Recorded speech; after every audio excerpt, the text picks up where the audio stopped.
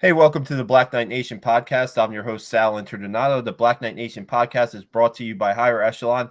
Higher Echelon is a company run by Joe Ross, who's a former Army fullback, former Army assistant coach, former Army officer. He's also been on the Black Knight Nation podcast. Check out our YouTube channel where we have archives of former player interviews. The last one we did was with Trent Steelman, so check that one out. That's a little bit going back. But today we have Geoff Bacon, 2014 Army football captain, with us tonight. Thanks so much, Geoff, for joining us. Thanks for having me. Now, Geoff, we usually get started with talking about how you got to West Point. And the aforementioned Joe Ross had a hand in you getting to West Point, right? He was kind of your recruiting coach. So that's pretty neat. You're coming out of Milwaukee. I was doing a little research before we jumped on, and it seemed like, maybe December of your senior year, maybe Army gets into the picture. Maybe you can tell us the story, so to speak.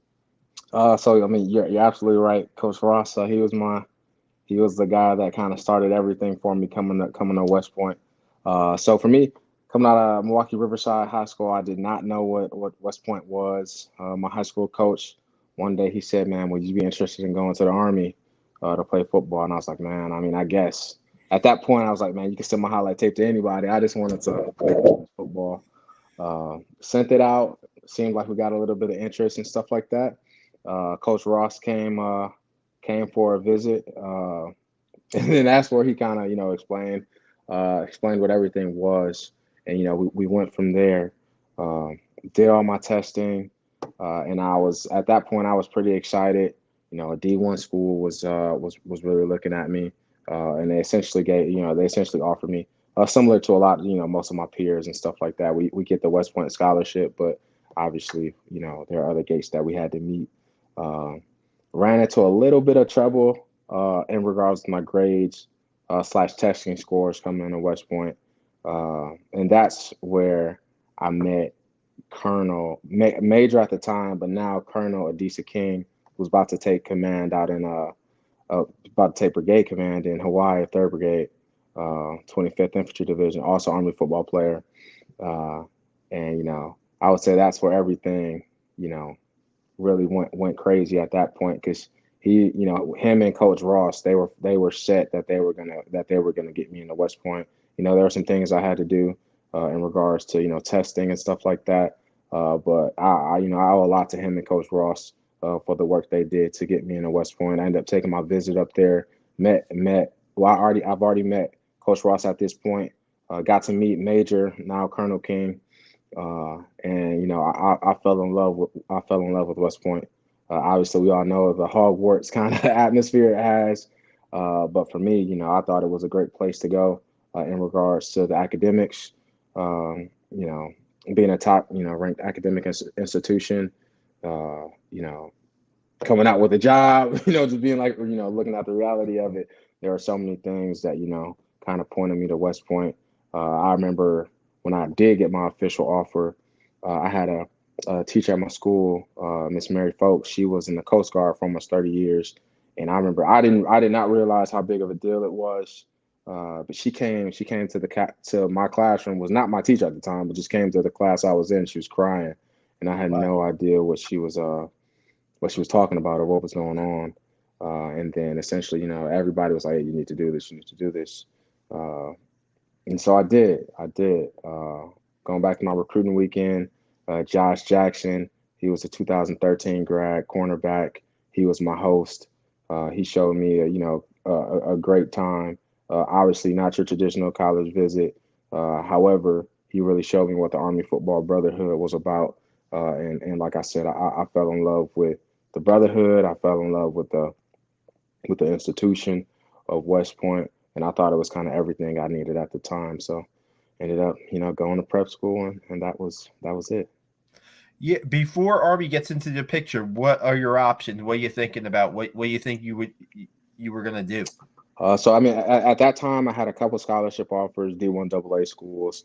I think South Dakota offered me, University of South Dakota, University of North Dakota, not North Dakota State. So I had a couple of those offers, some small schools in Minnesota. I think I got into Morehouse, so I was thinking, at that point I was just gonna, try to walk on there in Atlanta. But West Point, happened, and I didn't look back from there. Yeah, I mean, you look at you were going back to your high school days real quick. You were a wide receiver more than a defensive guy, or no? What did Army originally recruit you as? So, you have to talk to Coach Ross on that one. But from my understanding, I was being recruited as an athlete because I definitely was not good enough to play wide receiver uh, at the collegiate level. But things worked out for me. I knew, as weird as it sounds, I kind of wanted to play defense. I somewhat put it in my head like, man, this is the Army. We defend America. Like, to be on the defense would be great. A great opportunity. Uh, so as weird as that sounds, that's kind of how I framed it. So for me, I was excited, and then they told me I was coming in as an athlete. So I knew what I was getting into. Coach Ross was very upfront about, hey, look, this is West Point, and these are the things you're gonna have to do. So I'm very appreciative to him. Had a lot of classmates, athletes and non-athletes as well, have the conversation of, man, I did not know what I was getting into when I came to West Point. That was not the case with me. Coach Ross told me everything that I was gonna have to do. He told me it's gonna be hard at times. He said you aren't gonna like it at times. You'll face adversity and stuff like that. And he was true to his word, especially considering I tore my ACL at prep school. Hmm. So he was true, and he was true through and through with everything he told me.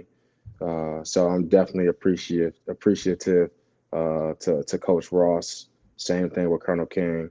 I was stationed out in Hawaii, so and Colonel King was there. Having him there, I mean, he was a godsend. He was I'm an airborne ranger because of him. So guys like that. Yeah, we had a decent King on the podcast going back, and just a really great conversation. I mean, and like you said, when you are being recruited by a guy who's been through it before and can give you that kind of picture about what because with all due respect, Jeff, sometimes when um, Army is recruiting players, sometimes they don't have that big picture. Their goal sometimes is to play that D1 football, and get to a D1 school, and then. But the prep school is an eye opener, right? I mean, the prep school is a little bit of an eye opener, and then I mean, it's to me maybe I'm over because I've never been through it. So it's a battle of attrition sometimes. It's a battle just to every day. I mean, maybe not for you, but I guess like you said, at prep school, right? You got injured, so I mean, what was that kind of like, that experience to go like? Because you start off and it doesn't go the way you wanted it, but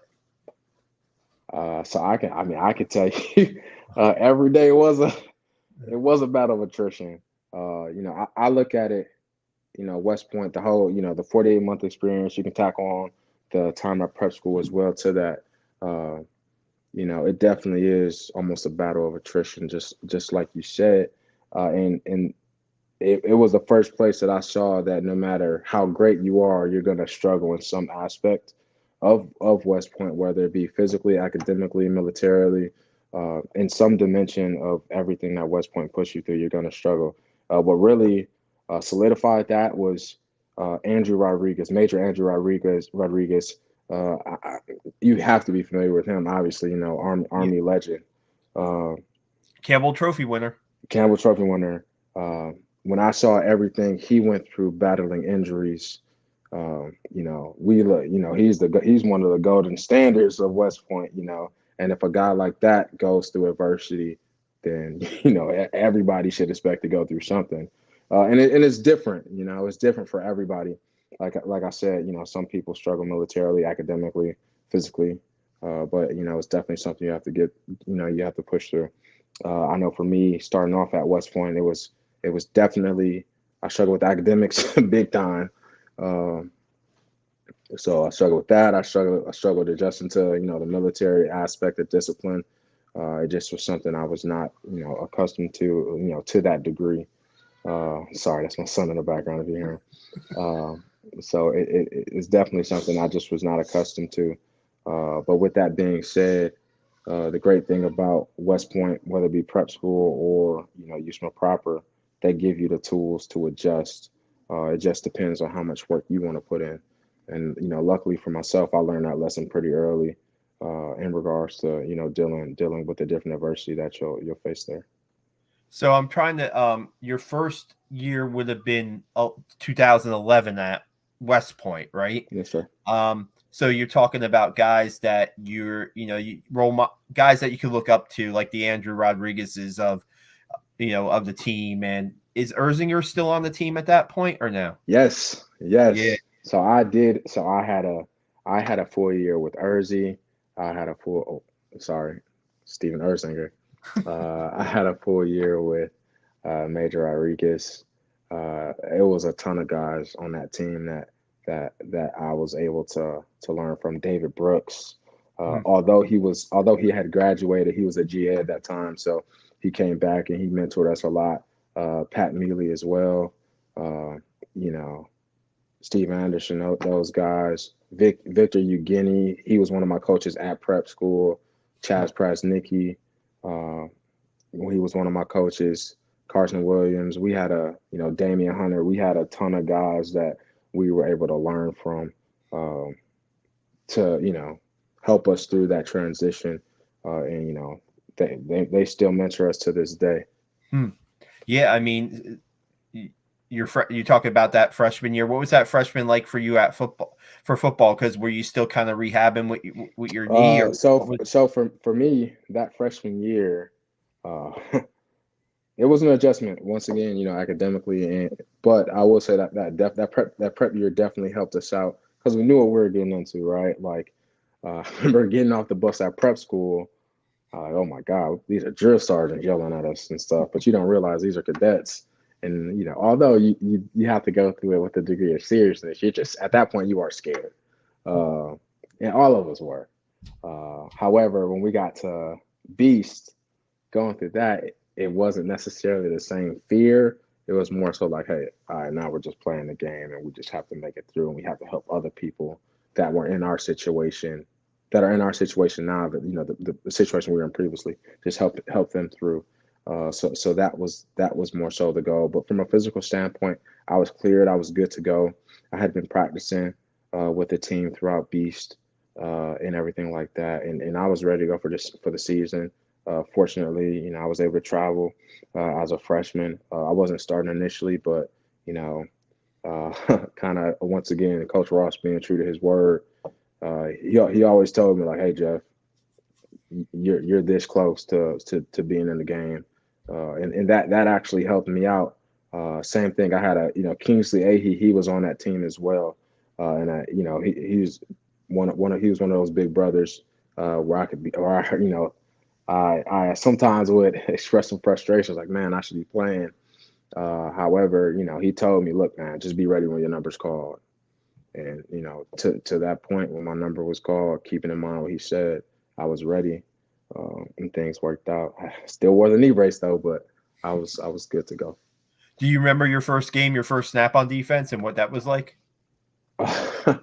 So that's like twofold for me. I remember I remember like when things clicked for me. I will Okay. say that because that's definitely a difference. I did get in. I got in like one snap the end of the game. It was our first game of the season. It was Northern Illinois. Uh, I got in one snap, but I was on special teams. So I mean, as a freshman, I can't. Looking back on it, I can't really complain. However, the game where I knew that I was going to play and I actually did play and things clicked for me was Tulane that freshman year. We had suffered some injuries on the defense. Um, and from there, I was able to get the opportunity. And from there, I kind of just ran with it. Yeah, yeah. I mean, man, that sophomore year of yours, right? I mean, I look at what you're able to do as far as statistically. I mean, yeah, I believe it, like 136 tackles, something to that. And then, I mean, so you're like right in the middle of it your sophomore year, right? I'm not sure if you're making calls on defense, but you're one of the guys who are expected to make a difference on defense, right? So going from freshman year to sophomore year. So I would say my sophomore year, I was pretty fortunate. Those seniors that we had, specifically Nate Combs, uh, academically he is tremendously smart. However, being on the football field with him, he is smarter. If that makes like it was absurd. The things that he taught me, in the positions he put me in to succeed. Uh, definitely, with Coach Sadat, Coach Lyles, and Coach Smeelan. I think we definitely had a relationship in regards of like they knew how to, they knew where to place me, to be successful. Uh, I, unfortunately, I didn't help as much as I would have liked, in regards to, getting the wins and stuff like that. But, just learning from those guys, it was a tremendous opportunity, specifically Nate Combs, being able to learn from him. I remember watching film with him. He would force me to come to his room to watch film, um, Friday nights before the games and stuff like that. Going my sophomore year, and when we would game day, it would be like, all right, we know they're doing this, we know they're doing that. Um, and to be honest, the numbers I had, I would credit to Nate, Hmm. uh, because he, like I said, he taught me where to go, how to read various things. So I have to give all credit to Nate because he was next level. He was next level. Real quick, this your sophomore year, that Air Force game, right, where you guys were able to beat Air Hmm. Force at Mikey. I mean, I just remember him being all over the field in that game and Hmm. just making an impact. So I just asking you, I mean, do you have it? I mean, was it just like, did it seem like there were like 2, 3, 4 Nate Combses on the field in that game He for you? was. It was. I mean, he was, like I said, he was so smart. He knew where to put himself. He knew how to recognize what the offense was doing. Um, he was the first person that truly showed me what film study was. Uh, so, like I said, it was incredible to play with him. One of the games that was probably one of the most fun for me. Like I said, unfortunately we didn't get the number of wins we wanted to. But a game that I look back to, or two games specifically that year that I look at that I'll never forget. The Rutgers game, uh, or Rutgers, they were like top 10 in the nation that year. They had a lot of good players. Uh, and I sometimes it felt like it was just me and Nate out there. Just like I felt in tune with him. Like he would look at me and say this, and I could tell what he was gonna do, and it was almost like you come here, that type of stuff. So, uh, and he would, and it didn't matter if he made a good play or not. He was always on to the next one. He was always saying we got to keep going, we got to keep pushing. So that game is one that I always think about. And then I think about obviously Army Navy that year too, uh, because same thing. Uh, like me, him, Coach Sadat, it was like we were like on one page in regards to what the defense had to do that year. Traditionally, I was not a blitzer. I hated blitzing. It was not my thing. Uh, but I mean, we were making tackles in the backfield. We were just having we were out there having fun, and just letting loose. And I just remember Nate. He would always throw up the L because he's from Louisville, so he'd always throw up the L. And so like those are two games in particular, uh, because of like playing with him. I'll never forget. I mean, it's a host of games like that, playing with the teammates and stuff. Sure. I could go back to my freshman year. Me and Josh Jackson, we had a handshake, and I had a fumble recovery. Army Navy, we did the handshake, and it got caught. It was caught on like live TV, um, and you just see Coach Ellis, he just yokes me up and grabs me. So I mean, it's a lot of memories and stuff like that. No doubt. And, looking at it, right, the linebackers that Army's had, say, over the last 15 years or so, if we go back to Steve Anderson, Erzinger, Rodriguez, Nate Combs, yourself, I got to get into Andrew King, Jeremy Timp, James Nautical, fellow Wisconsin. What Wisconsinite or Wisconsin? Yeah, fellow player from Wisconsin, right? Mm-hmm. James Nautical, Cole Christensen, John Radigan. We could just go up and down the list. I mean, I know you were at a game. You told me you were at the Boston College game. I don't know how closely you watch the inside linebackers or in that game or the defense in general in that game. But like a guy like Leo Lowen's kind of continuing the linebacker legacy at West Point. Have you got a chance to watch him like in games, and what do you think about him? So I think you said it. The linebackers that have been coming through Army, they're fantastic. I mean, they're I think they are built different. But I'll be honest with you. I think some of these linebackers that you mentioned, and they're in the class of their own. You mentioned Andrew King, Jeremy Temp, some of those guys that specifically. I think some of them that have been in the Monken era. Um, I think they're built different, and it's fun. They are fun to watch in regards to the intensity they bring. Similar to the guys, the Steve Andersons, the Erzingers, Andrew Rodriguez, similar to them. The Nate Combs, I think they're in the class of their own as well. To be honest with you, I think all of them have brought, in my opinion, I look at it with pride. Seeing how they play. Well, going back to the past, looking how they did play, and then looking at the future, the current times in the future. You know, how the guys come in are playing. It's fun to watch. And like I said, it carries a sense of pride just knowing that these are the type of players that are representing the program. Uh, you know, Not to sound like an old grad, but it's cool because we get to see what they're doing on the field. However, at the point where I'm at now, you get to see what these guys do in the Army, and you kind of understand what they do in the Army and stuff like that. So, uh, obviously, they're creating, they're creating a lane of their own on the field, which is great to see.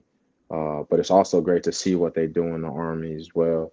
Once they commission, because you know there are football players doing some great things right now. No doubt, no doubt. Maybe you'll just wrap up your playing career a little bit here. Your junior year, do you have any like walk us through your junior year and how that worked out for I you? mean, obviously, once again, unfortunately, junior year was a struggle. Personally, saw some injuries. Uh, we didn't get the results that we wanted, and it was just all around tough year. Just being honest. Um, that was when transitioning to the off season. Coach Monken came in, uh, and that's college sports. Things like that happen. Um, However, I think what General Caslin was working to do, obviously, it has paid off tenfold. Guys like me that got to play under Coach Ellerson. My peers, we're appreciative to him because he was the first one to kind of offer us opportunity to come to the academy and represent West Point on the football field. So despite how things turned out, we're obviously still appreciative to him, and he has played a big role and to where many of us are today. So we definitely have to give a huge shout out to him. Uh, However, obviously potentially things needed to change at West Point. That's what senior leaders thought, and for us, we just go with the flow. That's part of being a college football player. However, with General Caslin uh, and Mr. Corrigan at the time, we had complete faith in them. Uh, from one that they have always been transparent, and they, in my opinion, been true leaders of character. General Caslin, he's one of the if you want to look at what you should be like as an Army officer, just look at General Caslin, in my opinion, for everything he did. So those changes that they made in that off season, bringing in Coach Ellerson, they were needed potentially, from their perspective, and they paid off. They paid off 100-fold if you see where the program has been over the last 10 years and what they've been able to accomplish. So for us, you know, What was was that fun. initial like your initial meeting with Coach Munkin was like? Because we talked about this a lot on the podcast with the stories about how he went Mm-hmm. into the locker room, and if your locker room wasn't up to standard, Mm-hmm. your stuff was moved over to the visitors' locker room and stuff like that. It was definitely a change in mindset, I'm guessing, right from the past. It was definitely. Uh, looking back on it, I don't think you can argue with the results. Uh, However, Coach Monken, he came in, and I think he brought potentially some things that we needed. Uh, and Coach Monken was very, very honest. And to be, in a world where a lot of people lack honesty, it's refreshing. Maybe not at the time, because, but definitely looking back on it, I'm thankful for Coach Monken. And I'm thankful for the staff he brought. I'm thankful for the values he instilled in us, the standards and discipline that he brought, because they're necessary to win. He told us a lot of times it was not going to be fun. However, when you get those wins, it would be fun. Uh, and to be honest, obviously we didn't that first year we didn't get them. However, seeing what the program has become, once again, it instills a sense of pride in you, uh, knowing that we were kind of there in the beginning. Not trying to say we started anything, because we didn't. Yeah. But it was to say, hey, I played for that guy. I played for that coach. Same thing with Coach Bateman, who was a defensive genius. And I truly consider myself fortunate to have ever played for him, and to get to know him, uh, and and being able to see the way he thought. But I mean, that first year was extremely tough. It was extremely tough, going back to as soon as he got there, right? Clearing out lockers, moving people to the visitors' locker room, stuff like that. That first year of mat drills, it was it was awful. What was that? However, 4:30 a.m. Jeff? oh, it was Now, yeah. So to be honest, funny story about mat drills. I actually missed the first day, uh, and that's something I still take heat for to this day. Um, I got sent on a recruiting trip to Wisconsin that weekend, and I flew out on Friday. My flight was supposed to bring me back Sunday. Everything was supposed to be good. It was a snowstorm, so my flight got canceled. However, I did not tell them I was going. I just went, right? So nobody on the coaching staff knew I was going. Um, and then so that first day, I'm telling them, I told them my flight got canceled, and everybody, they're going crazy. Like, what's going on? Like, why aren't you here? And everything like that. Uh, and at this point, I'm a little nervous myself. And they're telling me like, "Hey, man, you need to get here. You need to get here." And I'm like, hey, I'm in Minnesota right now, like, because I flew to Minnesota and we got stuck in Minnesota. I'm like, I mean, do you guys want me to walk? And to be honest, I really think they wanted me to walk, uh, and like, just to show my commitment. I got there. I got there. I missed the first day of mat drills. The team was there in the afternoon, so I got there kind of afternoon, evening-ish. First thing, they pick me up from the train station. They take me straight to Coach Monken. Uh, we have a conversation. He explains some things to me, that I honestly didn't think about, from a leadership perspective. Uh, and, I would say our first interaction with Coach Monken, that's where the leadership training started, in my opinion. But that meeting was just a reinforcement of the things that I potentially was not mature enough to think about at the time. So I look at it as he was developing me, throughout that process. Uh, and we go through mat drills, and I'm there that next day, and it's tough. And so obviously that junior year I made that switch to safety, and I think we all have to be honest. I was a big safety, but I was a slow safety, and we can call a spade a spade. I'll take that. So going with all the DBs and the drills, I lost all the drills. I struggled to win drills, uh, but it also got to the point where coaches were picking on me in drills too. I won't say they were picking on me. I was supposed to be a leader of the team, and they made me prove it, and they made me earn it. Uh, so they would make me go longer in certain drills, and it was to the point where it was very noticeable. because people wouldn't want to go against me in drills because they knew they were going to have to go longer. So it's kind of funny. Coach DeWitt, he was the one that specifically did it a lot. It was funny. Uh, but we make it through mat drills, and to this day, mat drills is the hardest thing I've ever done. Wow.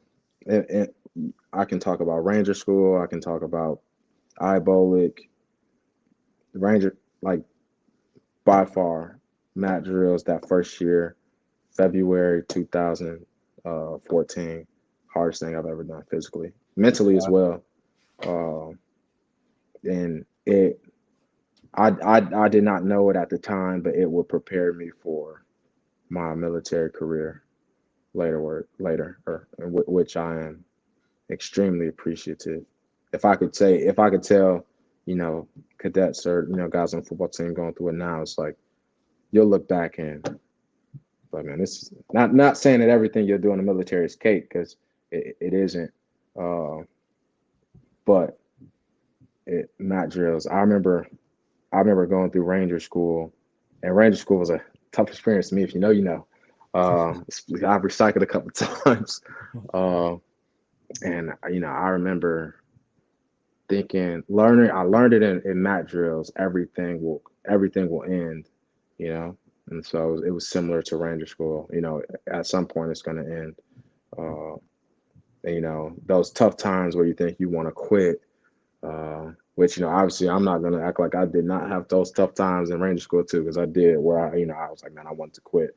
But you get to a point where it's like, man, just put your head down, shut up, and just keep pushing.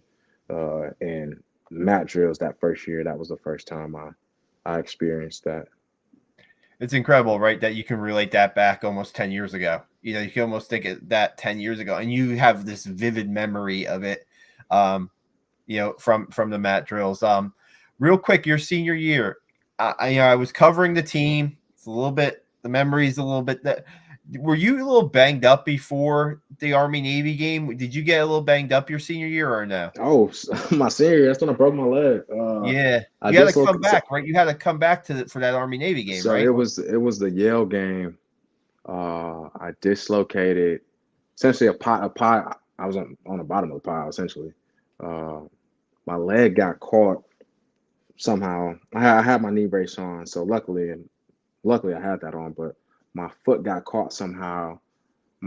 Dislocated my ankle and I broke my fibula. I had surgery that Monday, and then spent the next couple months recovering. And I was able to make it back for Army Navy. That's just to the great training staff we have. But I honestly didn't think it was going to happen. It's pretty funny. I started running 2 weeks. Well, I started running about 3 weeks before the game, but that was just in our bubble treadmill. You ever seen that before? And they would just let me run 5 minutes here, 5 minutes there, type of thing. The Alter G, that's what it's called. I can't remember. Then 2 weeks before practice or before the game, that's where I started to run outside, and I would just run laps with Bobby Dafflin on the field, and then. Really, I think it was like maybe a week before the game. That's when I started suiting up with the team and getting reps. And I remember that I think that Thursday we left before the game. I just remember going up to Coach Bateman like, hey, Coach, I know I'm not going to play, but I appreciate you, letting me get back out there and kind of get the reps with the team and whatnot. And he said, man, I don't know what you're talking about. You starting Saturday. It's like, yo. Like, Coach, I don't know about this. But yeah, he got me back out there. And then even Coach Muckin, he would come down. Because at that point, Coach Muckin never really came down and watched the defense when we would do towards the end of practice when we would break. But he was even down there, and I just remember him sitting back kind of in the end zone as we would do our get our reps from the scout team and whatnot. And I was just like, man, trying to go as best as I could. I still had a screw in my leg or in my ankle at that time. But, I was able to play, being able to play that last game. It was, I was grateful, to be honest with you. That's the only thing to be able to, obviously a win against Navy, would have been you know, most preferred way to go out, as a firstie, with my Army career. However, you know, 2 weeks later, 2 weeks prior to that, I was in a boot. Hmm. So to be able to let even play, I'm extremely grateful to the Army football program, all the coaches, all the training staff. Yeah, real quick about the Army Navy game, right? It's coming up in less than 2 weeks now. The countdown clock's been going on, and you Hmm. know they talk about how special the game is and how the important the rivalry is the best in college football. Which I've covered enough Army games to attest to that, how great the rivalry is. In your mind, I mean, that senior year for you, I mean, was that any incentive? Is that any motivation at the end there, just to say, hey, I want to go on the field one more time with my brothers in this game? Not necessarily. I know it would have been. I know it was your last game, but in this game, in this rivalry, I don't want to miss this game. Definitely, definitely. I think one of the things, just being a college football player, you want to be on the field anytime, right? Uh, However, I think you just alluded to it. It's a special game. You got to call a spade a spade. It is a special game, and that's something I didn't realize you know, I didn't realize it until I played in my first Army Navy game. How special that game was, and it was definitely. I mean, when they put the bug in my ear that I could come back Army Navy, I definitely wanted to suit up. I didn't necessarily expect to play, but just to be able to suit up and be able to walk out on the field with my brothers and stuff like that. Guys that I have fought through a lot with. Guys like Angel Santiago, Richard Glover, my brother. Uh, guys like Mike Ukini, Joe Drummond, Larry Dixon, Trent Turrentine, Lamar Johnson Harris, Hayden Pierce. Like those are my brothers. Andrew King, those are my little brothers. Kelvin White, stuff like those guys. Just to be able to get on the field with them, Stephen Shoemaker, all those guys. Uh, just to get on the field with them one more time, it was a dream come true for me at that point. Yeah, and you guys gave it. I mean, that was a game, if I can remember. Was that a game? I'm trying. The games get a little blurred up, but I mean, you guys gave them a little bit of a run, right? Too. So from what I can recall, so Yeah, I mean that's definitely something with Coach Monken. He instilled that in us early on in his tenure. That man, we got a chance to we had a chance to beat anybody. So yeah. uh, ultimately we didn't get the results we wanted, but you know we are now seeing what he's Yeah, done. no doubt, no doubt. It's got to be fun. How fun is it to watch the success that Army's having in these CIC games now as a former player? Man, to be honest with you, it's fun seeing the success that they're having in every game. That they play. Army always competes, and that's what's fun to watch. Uh, obviously, we always want to get a win. Uh, so with that being said, just seeing the intensity that the fellas play with, that they bring day in day out, the passion on the field, the discipline they bring as well. Just seeing like those little things that they do. Um, it is fun to watch. So the Army Football Brotherhood is strong, and the one thing that is all that I've always admired is that you can go back 100 years in the past, and where everybody's rooting for the current players and the current team.